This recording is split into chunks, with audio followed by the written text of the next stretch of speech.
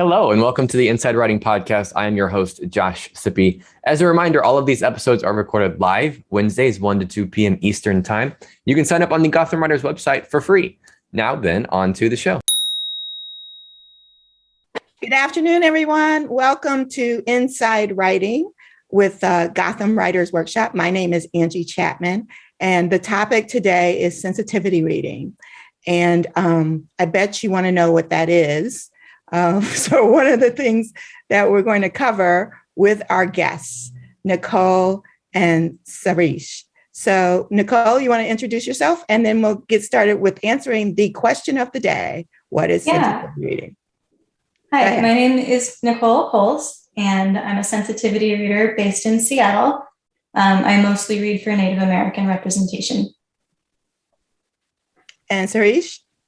Yeah, hi. So I'm a sensitivity reader that's based in the UK.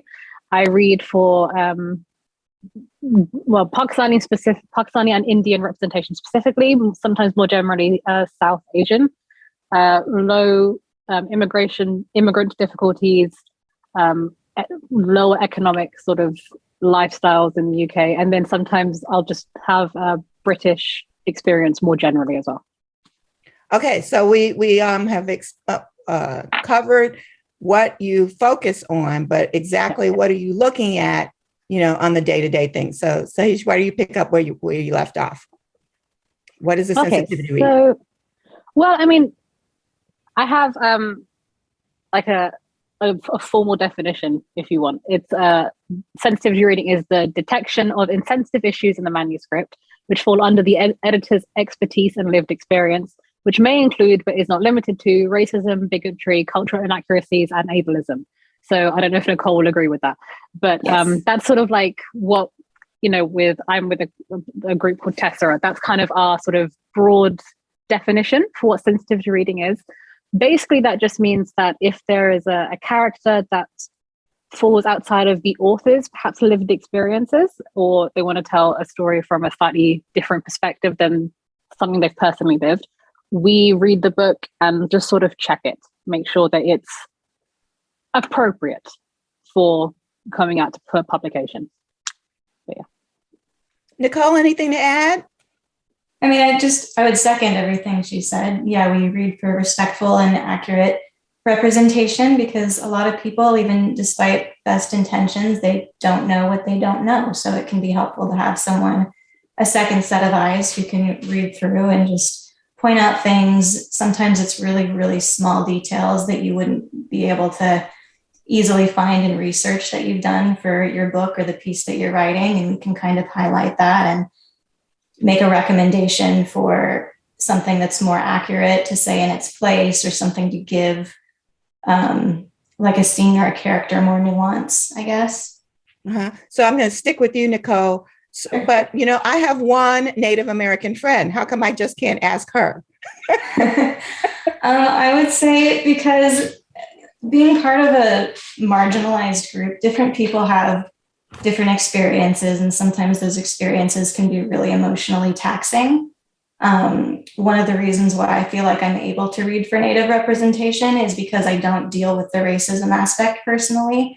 I don't constantly field the more difficult things that can come up when you're living in a situation with systemic racism. Everybody looks at me, and unless I tell them otherwise, they think that I'm white. So I have, I think, some more emotional resources to deal with people's well-intended ignorance about things in a way that doesn't take it quite so personally. But yeah, I wouldn't just go asking your Native friend.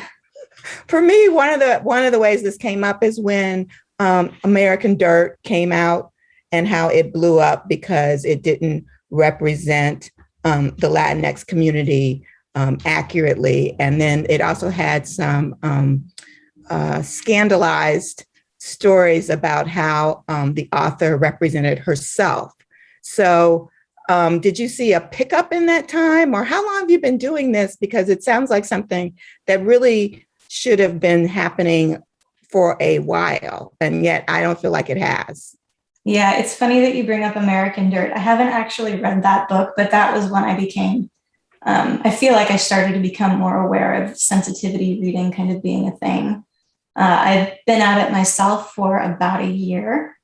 But yeah, I think this is maybe a little bit of a cynical take, but I think that the cultural backlash and maybe the money aspect kind of drove home the decision that maybe these books should be vetted a little bit first in some situations, just to avoid something like that in the future. I don't think that that's the only reason to have a sensitivity read. I would like to think that it's a good thing to do just because it's the right thing, because you want to make sure that you're treating the characters you write with respect, and you want to make sure that your readers feel respected as well. And so, yeah, it seems like something that should have been around for a lot longer, but I think sometimes it takes some financial repercussions and some cultural blowback to drive the message home. Yeah, the publishing industry is an industry, so they care about money.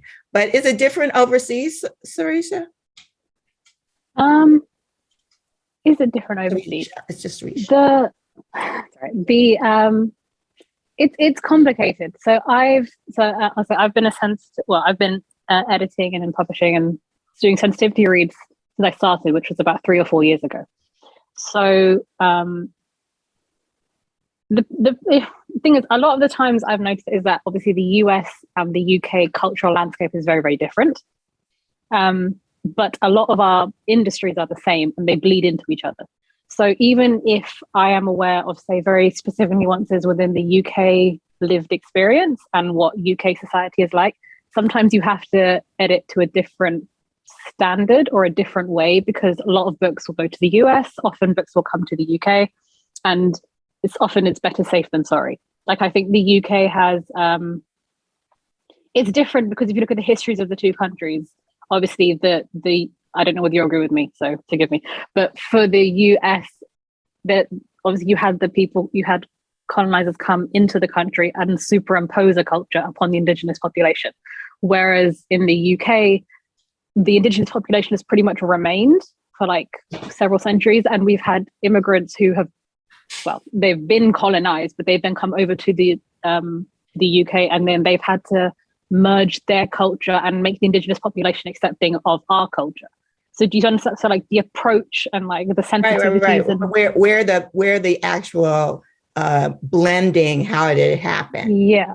And under what circumstances? That can alter, obviously. Like, for example, I think the US suddenly feels like they're trying to strip back layers of paint to work out what the true culture is, whereas the UK, we're trying to force the culture to evolve. They kind of it's strange because the end process, the sensitivity read is exactly the same, but sometimes like the approach to it and obviously how the countries have evolved in different ways kind of can change the instinctive place where I start like being as a sensitivity reader, even if the end point is always things like, oh, okay, does this accurately represent what a person in this country would experience in this particular situation? Would, say, a British person of my skin tone in a group of white British people, A, react that way, B, behave that way, C, have a reaction of that way? Do you understand what I mean? So I definitely understand what you mean, because I lived in West Africa for a while, where I learned how much I was an American, even though I identified as just Black, right? I didn't have that country context. And so West Africa and, like all of the colonized countries, it was this big divide between Francophone and Anglophone, and how the French wanted you to just be French. And the English wanted you to just stay what you were and just send us the money or the gold or the silver or the diamonds or whatever they were taking. And I was like, oh my goodness, you really have to know, don't you? Do you think that you're coming from a standpoint of history, or you're just doing, like you said, current lived experience of characters? And wait, I'll let you think about it, and I'll go back to Nicole. Same question?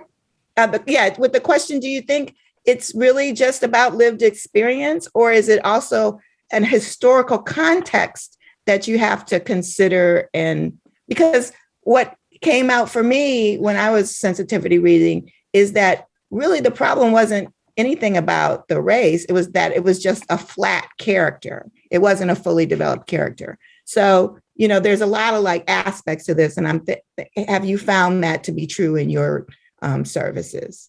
Yeah, I mean, I think that history is inextricable from lived experience, especially within the Indigenous community. Our history, especially here on the West Coast, we've only been dealing with colonization really for about 170 years.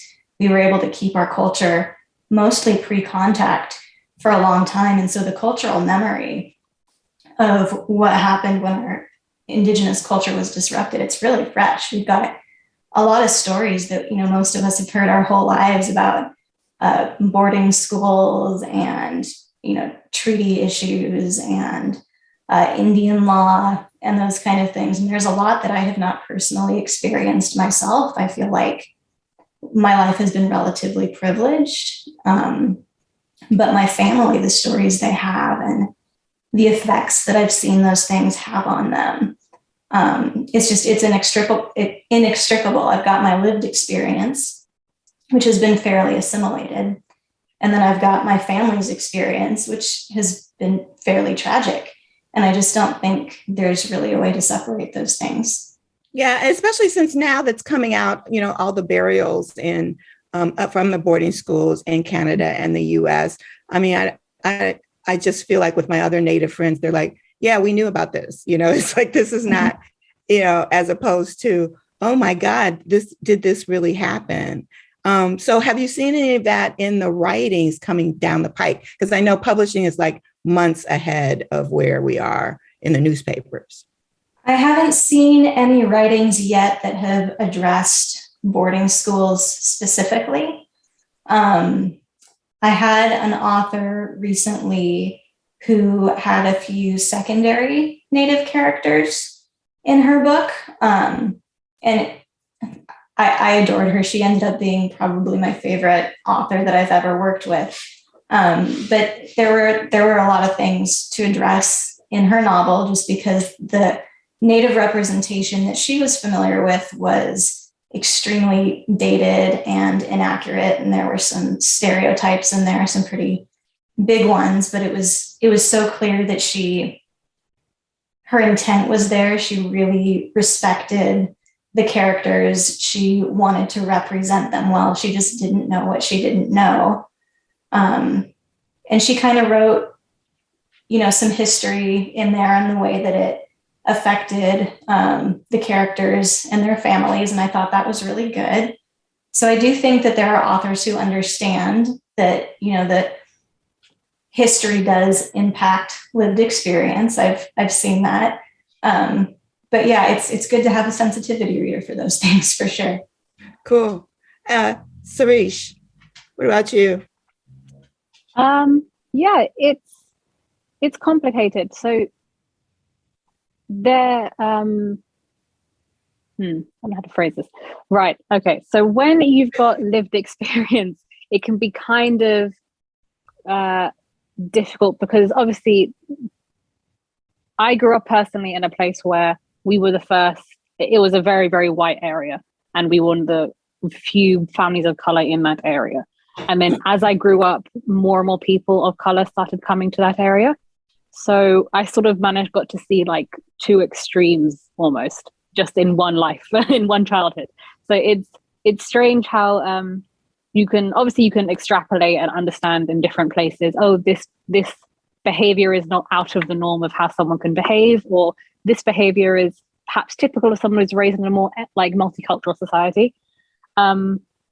So in terms of books that are written in the modern era, it's much easier because I've had a range of experiences. So it's much easier for me to pick nuances, and this person may behave in this way, even if they mean well, or they might say the wrong thing, but they mean well, so that's okay. Going back, my family personally had a long history in the UK. We didn't live in the UK for a while, but a lot of my family have studied in the UK. They came to university and then went back to Pakistan or India. So I have obviously a historical context in which I understand the books that are then being set. And then, like I say, because Britain has a long history and it's got a long colonial history, it's easier then to find references for how British people, or white British people would treat people of my skin tone, of my sort of ethnicity, and it's complicated because also Britain has the additional conversation of class, which has nothing to do with money. So like it's strange how someone treats someone of a high class. I watched Bridgerton. Yeah. I get it. So, that's the thing. So sometimes you have a mixture of, sometimes how this character is portrayed would fit with their ethnic background, what you would assume if they were of a lower class but had more money. But then this character, because they're of a high class but have no money, would be treated exactly the same, even if ethnically they have the same background. So it's a bit more nuanced, especially in historical fiction. Today, I think it's a bit easier, actually, personally, to go, okay, this is just a general experience. The further back in history you go, it's a bit more complicated, personally, I think. So this makes it sound like this is really, hard work. So how long does it take you to go through a manuscript? And Nicole, I'm going to come back to you because you said you really like the author. And it's like, I haven't really dealt with my authors directly, maybe just one so far. So how does somebody find you, number one? And then what is that process like? Oh, and then I had a question we can add to that from the chat, which is, and does the genre matter? So do you only do like fiction or non or memoir? So have at it. Well, I work for a book packager. And so what the book packager does is they're the ones who coordinate with a publisher and an author. And so if the publisher and the author decide that they want a sensitivity read for the author's book, they'll contact the book packager that I work for. And then the book packager will ask me if I would be interested in doing that project. Mm-hmm. I usually have about 2 to 3 weeks working for the book packager to do the sensitivity read, which I find is usually, so far, at least, been enough time. And sorry, I forgot the third part of the question. The third part of the question was, how do you get to work closely with the author, especially since you're a contractor with this other service? Well, in that particular case, the author actually reached out through the book packager. Usually the process of sensitivity reading includes making notes in the markup of the manuscript and then sending a letter also where you can kind of explain your notes and elaborate on them a little bit better, which I find to be really helpful because sometimes you want to be really clear about your tone because it's a vulnerable place to be in as a writer. And you want to be able to communicate, I think, to the writer that you're giving them the benefit of the doubt. And, here's what you're trying to say when you've left these notes in the text. But so they're not really racist. Right. But we all are. We all are. We have these labels. What's that? We have these labels. So, it's nothing to be really ashamed of, especially since you're working on getting it right in the book. Right. Yeah. Mm-hmm. And usually that's the extent of the interactions that I have with the author is leaving the notes in the text. But I think in this particular sensitivity read, because the notes were a little bit more extensive and because she was a really sweet person, she just reached out with a thank you letter and there was some communication that way. And I just really appreciated that. And I appreciated her. And yeah, so that was why I had a little more interaction with that author. Okay, cool. And Sahrish, how does it work? So I have a completely different experience from Nicole, actually. So I edit with a group called Tessera, with Tessera Editorial. So what we are is we're a consortium of independent editors. So the actual consortium started about 3 or 4 years ago, about the same time. So we also, it started because we run a training program for people of color specifically, so that the mission is to diversify publishing. Yay! So so that's kind of the goal. So most, if not all of our editors are people of color, and it's the workshop is free and it's run by a very lovely lady called Krista, and she does everything for free, and that's like a big passion project for her. So because we're independent editors and it's a consortium, what ends up happening is that authors will have to look us up personally, but they go to the website and they put in a request for maybe what we have, like a list of our editors on the page. So you can either pick a specific editor or just say what you're looking for. And then Krista will sort of send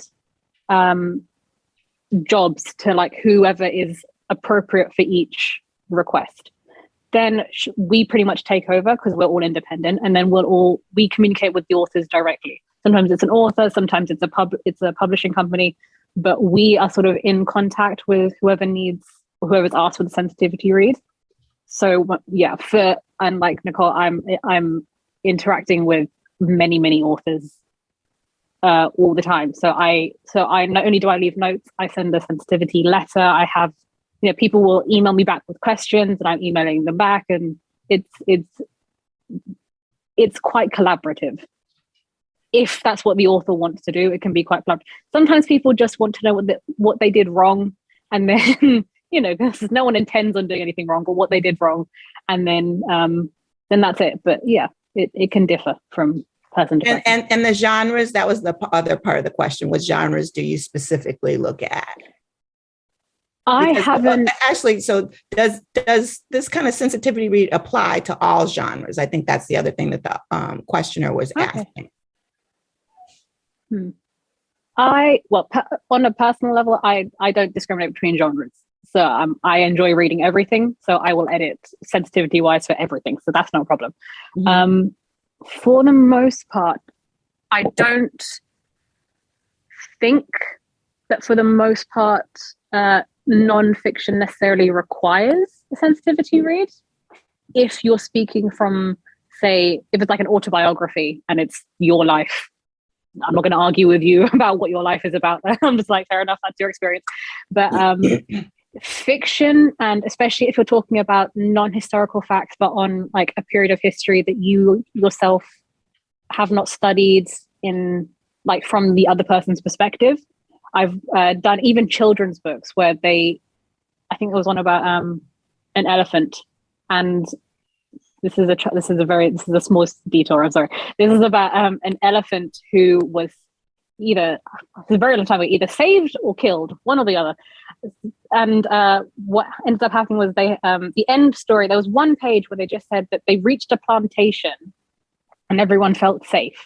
And that was the only point where that was the only page that I had to correct, because I was like, you're talking about a whole group of people who are not white coming to a place where it's a white place in a white country. And then you're saying that, like, peaceful is not the word. Quiet, even I'll accept. Peaceful is not the word. No one entering that situation is going to be calm. The word plantation has some bells going off there. Let's not even call it that, Yeah.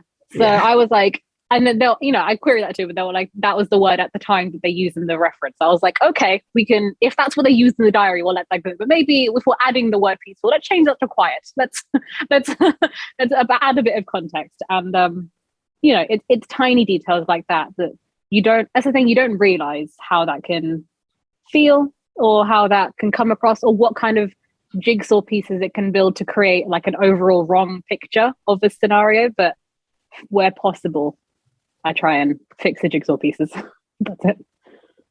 Cool. Okay. So some of the other things that have come up in the questions, Nicole, so like you said, your lived experience is not only being a native, it's also being a woman. So do you deal with other issues like sexism or maybe religious preferences or stuff like that? Or does the team or whatever, Yeah, I mean, you can get sensitivity reads for just about any kind of experience or background. I don't do sensitivity reads for everything. There are some things that I don't read for because I don't feel like I have sufficient life experience to do the issue justice. There's at least one other issue that I won't read for because I feel like it's too emotionally triggering for me to really give the author the kind of benefit of the doubt that they deserve. But I do read for multiple things. I read for Native representation. I read for feminist issues, sometimes like mental health stuff. And then other times publishers don't always want to pay for multiple sensitivity readers. So sometimes I'll get a book that primarily needs attention paid to Native representation, but there will be some secondary stuff in there. And in that case, I just do my best to catch it and I do my research. There's a style guide you can find online called the Conscious Style Guide that I've found to be really helpful. And so I'll do my research and I'll try to address those issues as best I can, because I feel like somebody needs to try and catch it. And I might be the only sensitivity reader that sees that manuscript, but there are definitely just a few things that I specialize in. That's really generous of you. Plus, I also heard a word that I wanted to go back to, and that's the trigger. Because yes, when I'm reading, sometimes I just get so pissed off. And then other times I feel like that I have to go take a shower, you know? And I'm wondering, how do you protect yourself from these ignorance, you know, because I won't, like you said, not put it on them that they're purposely doing this, but it's just ignorance. And after all, I can assume that it's ignorance because then they wouldn't have a sensitivity read. But it is. I mean, I had one who was writing about a slave and how she, her master raped her repeatedly, and how, the book was that she eventually came to love him. And I'm like, no. So anyway, yeah. How do you do that? And Sahrish, we'll go back to you. That's a heavy question.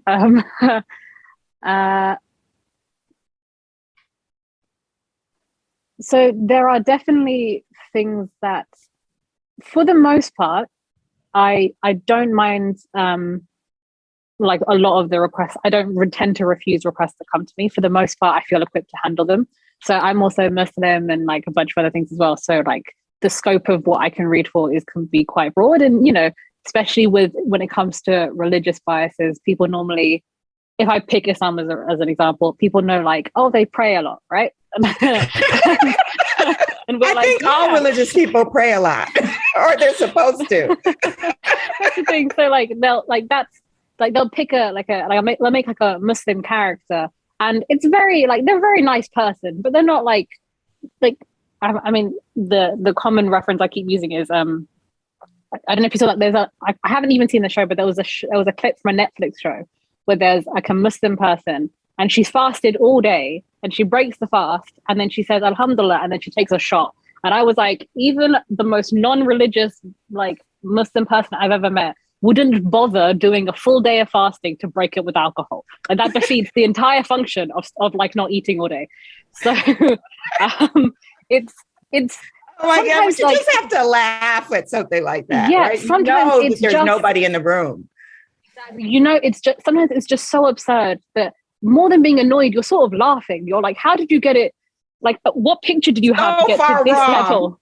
Exactly. So, there have been things I've refused because, like, historical projects where I don't have a positive opinion of the person who is being written about. So I will go, like, there's no way I can give you an objective sensitivity read because you're praising all the positive bits, and they may have done positive things, but I find the negative things too much for me to even like put a personal stamp on the approval of the book being published. So I'll go, if you want to have that book done, I'm not the person for you. I've had a couple of books that have made me want to tear my hair out. Truthfully, I've had a couple that you're just like, and the problem is as well that the authors, they don't mean it and they take on all the advice you give them. But honestly, the best thing to do for some books is just to tear them up and start from the ground again. And there's no other way of getting around it. It's just, the very foundation is based on so many inaccuracies. It actually doesn't work as a story. But obviously you don't want to tell people that, because by the time as well that people come to you as a sensitivity reader, they've done the developmental editing, they've done the copy editing, they're in like all the way to the deals, and like the sensitivity edit is like the last thing they check off. And you're sitting there going, you should have come way before all of that stuff. Like you should have come about the developmental, and I could have told you there was a fundamental flaw in your story, but now it's too late. And it just feels like, like it's difficult because sometimes as well, I don't know if you agree, both of you, but sometimes it feels like someone is just ticking you off in a list, and it doesn't matter whether you say yes or no, because as a sensitivity reader, you give your suggestions.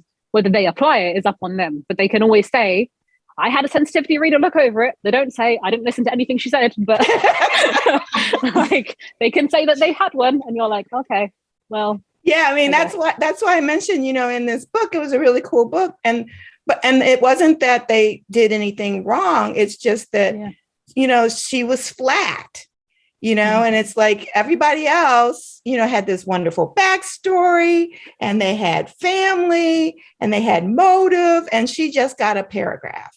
And so what I did is I wrote a really long critique of that character. And then my editor said, no, they won't read it that long. So you need to cut it back. And I understand your passion, but, it won't fly. So, we're still at the whim. We're still subjected to the publishing industry and their timelines and all those kind of things. So that's a good point. Yeah. So what would you like to see changed? Because one of the things I'm telling myself now is that 10 years ago, this wouldn't have happened. We wouldn't be reading stuff. So progress is being made, but it's like, how much further can we go? So Nicole, would you have a suggestion? I'm going to piggyback on something that Sahrish said earlier, which is diversity in publishing. I think one of the things that I was thinking about in preparation for this session last night was the possibility or the situation where a white author is writing about a minority character, kind of like the American Dirt situation. And when is that justifiable? And is it ever justifiable? And I do think it can be a nuanced issue. But I think it doesn't really need to be an issue at all so much if you have a more diversified publishing industry. Yes, that is definitely number one. And especially since, whoever said that she wasn't white because she had a Puerto Rican grandmother conveniently appear. One of the questions, let me go through the Q&A again and give you guys a quick break to sip some water or something. So where does most of this come up in the story? Marlon says, do we find a lot of issue with dialogue? For me, it was just the character description that time, and then the premise. But, where else does it show up in the book? So if we had an author who said, I really want this to work, where should I look in my manuscript to fix things by myself, for example? So, Sahrish, what do you suggest? It doesn't necessarily have to be dialogue, although as a British editor who often gets authors who are American, sometimes the national joke, I'm sorry, is that the the worst British accent on film is Dick Van Dyke and Mary Poppins. It's a given.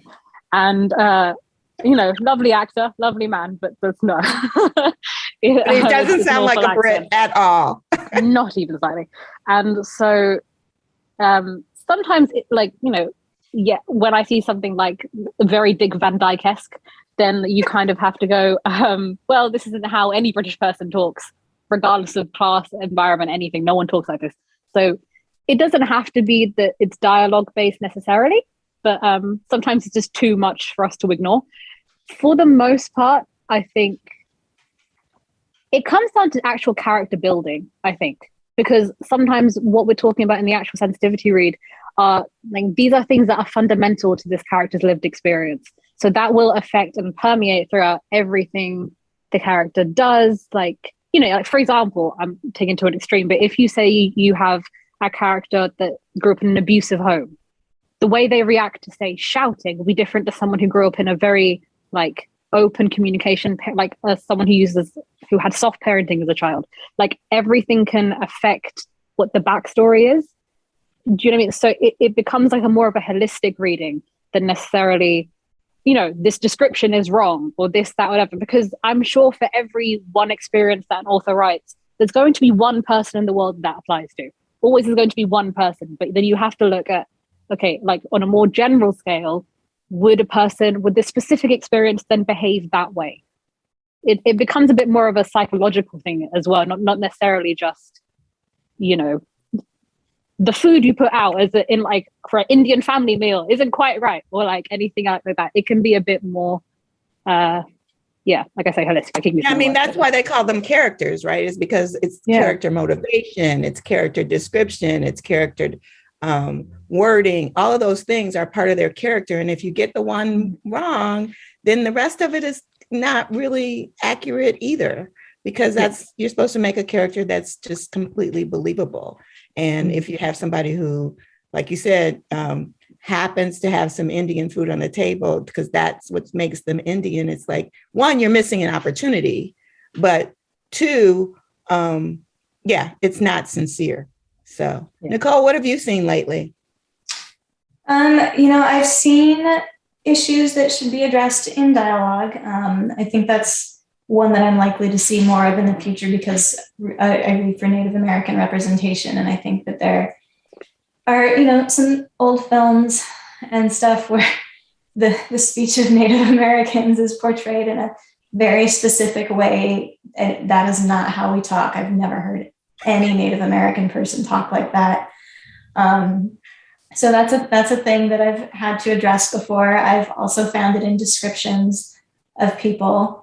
And I can't remember the specific place I saw this, but I feel like I've also seen it in the way the character thinks about themselves. Where it's like, okay, the Native American character you're describing these thoughts that they're having, but that's not how they would think of this specific situation. Yeah, what came to mind is I forgot where I was watching it, but it came up. And my kids, we were watching The Lone Ranger. And they're like, why do you have this up? And I'm like, oh, this is what we watched when we were kids. She's like, oh my God, you guys are disgusting. And I'm like, yay, new generation. Where, no, that was supposed to be accurate. That was entertainment. And I felt so ashamed, except for the fact that, actually that was all there was too, so the fact that, we need diversity on all layers that's just another sad example. But I was very touched by my kids that they immediately were disgusted and walked out of the room. Turn that off, Mom. Why are you, I don't even know how that gets on TV. And I'm like, oh, it's the old TV shows stations. So another question we have is, do we ever get a person of color where as the author and they're missing something too because their lived experience is limited? And Sahrish, I think this really goes to you because like you said, the British system is just so convoluted, especially to us Americans, that there's ways that, people of color, I really want to come back to Bridgerton. Because, a lot of my friends were like, oh, this is such a diverse cast. This is such a diverse cast. And I'm like, not really.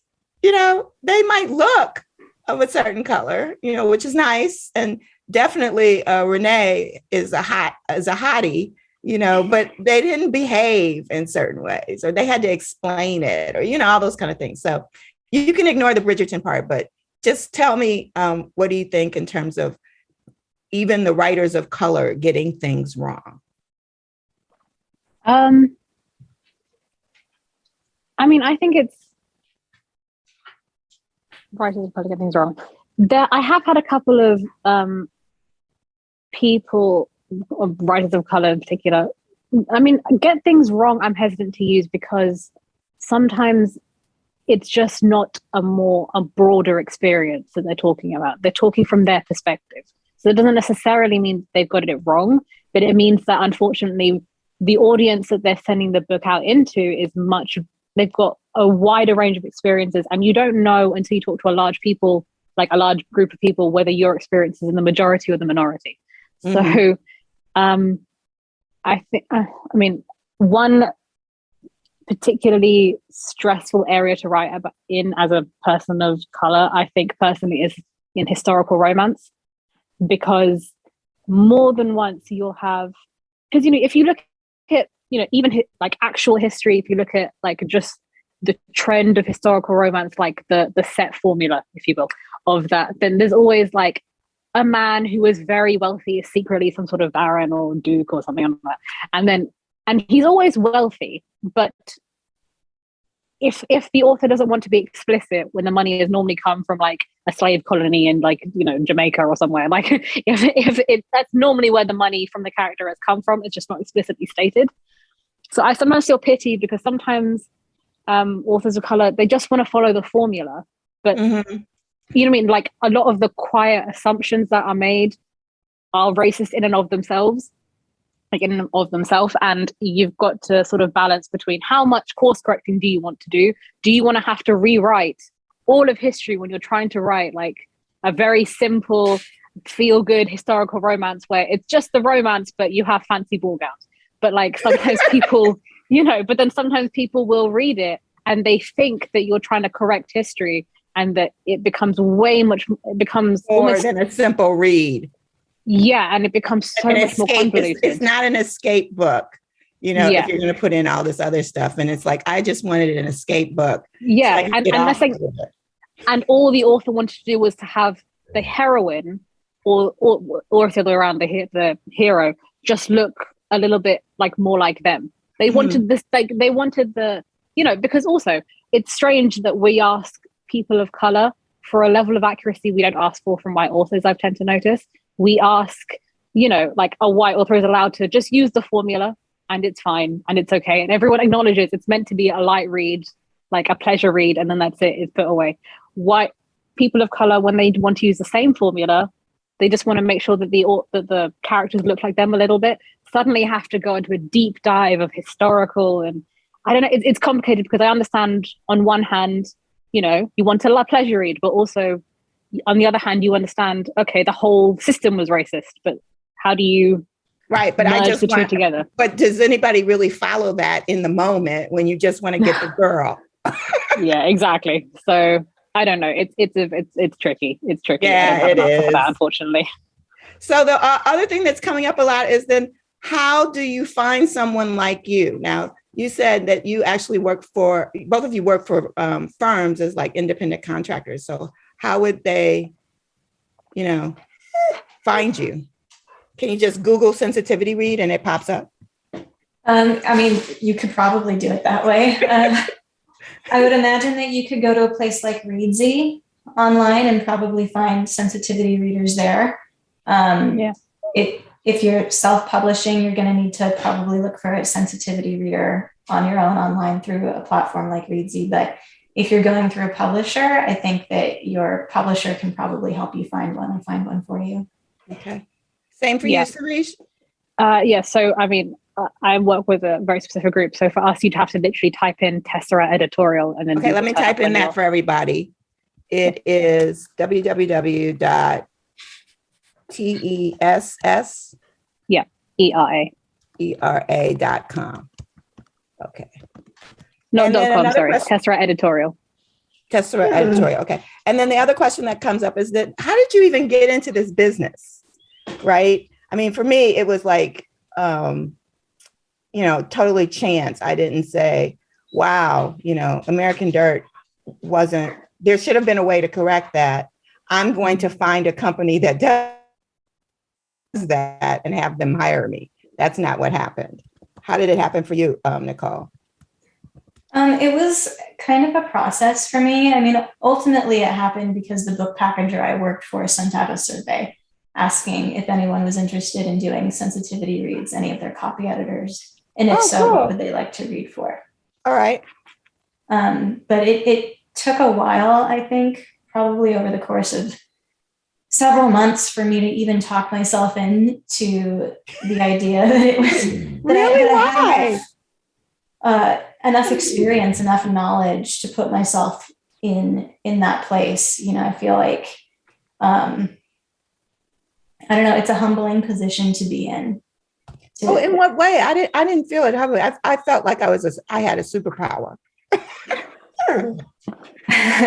I mean, yes, that it's definitely rewarding and I definitely really like doing it. I think part of it is maybe specific to my background. You know, part of being Native American is for a lot of people growing up and being told you're not a real Indian.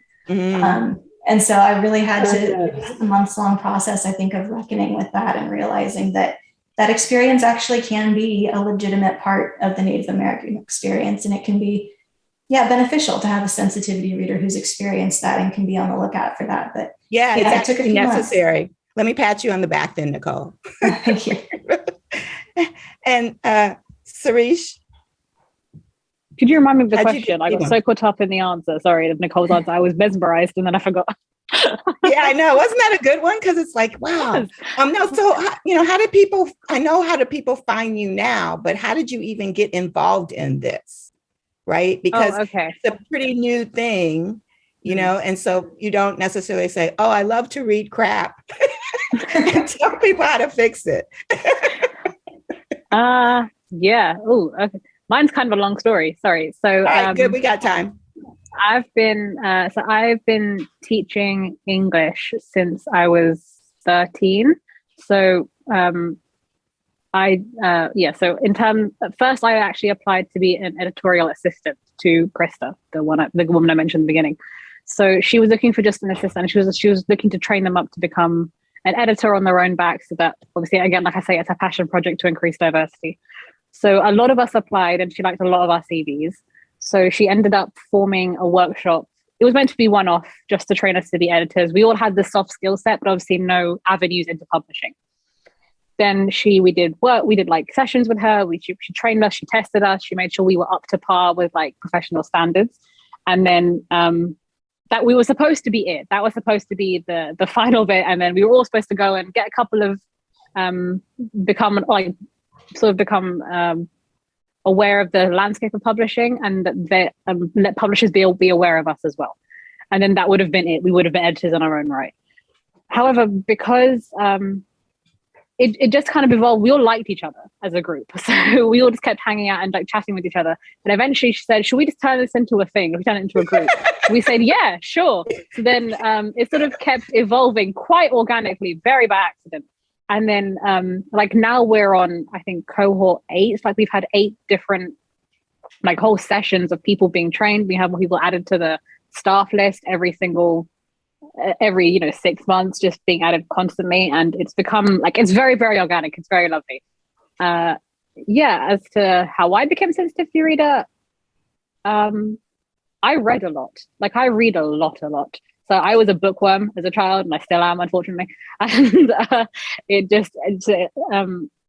and I'm also a bit of a history buff.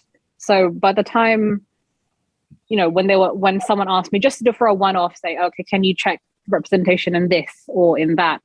I had like a catalog of like references, and I knew like historical references, what to do. And it kind of grew from there, really. So. That's so cool. That is just so cool, especially the organic and liking people you work with. Yes, it's lovely. It's lovely to talk to people you work with. Yeah, definitely. Because that's one of the things with COVID. It's like people are discovering, I really don't want to work with you anymore. Not the job, you. Yeah. So one of the questions from Marlon again is she's like, as readers, if you find something insensitive, what can you do? I mean, it's already out, where can she go? Because she's written a lot about, has a Hawaiian background, and she's found it, there's some insensitivity about how we got that 50th state, as well as what's going on now, so any suggestions? The thing that comes to mind, I guess, is writing to the publisher. I mean, in terms of who can really affect change going forward, I think you have to go with the people who hold the money. So definitely. I think, the book's already out there. If you're not going to change the book itself, maybe you can change books in the future by, again, suggesting diversity in publishing and sensitivity reads for books. And there's always reviews. Like you can go on Goodreads and type up a review. You could go on Twitter, type up a review, and people pay attention to that. I think that's one of the ways American Dirt got hit, right? Because she had a New York Times review, and, even that was not totally positive, and yet nothing happened until people got on board and said, oh, hell no. I think sometimes I've also had in our group as well, people have tried to come back to the editors, like us, the sensitivity readers, and we're sitting there going, we can't do anything about it. We're not in charge of the money. Like that's, unfortunately, that's where the power is. So yeah, definitely I'd say contact the publishers. Yeah, good idea. So Betty asked, we've been talking about people of color and I shouldn't say non-majority because Muslim is a majority religion, just not here. Let's think globally, people.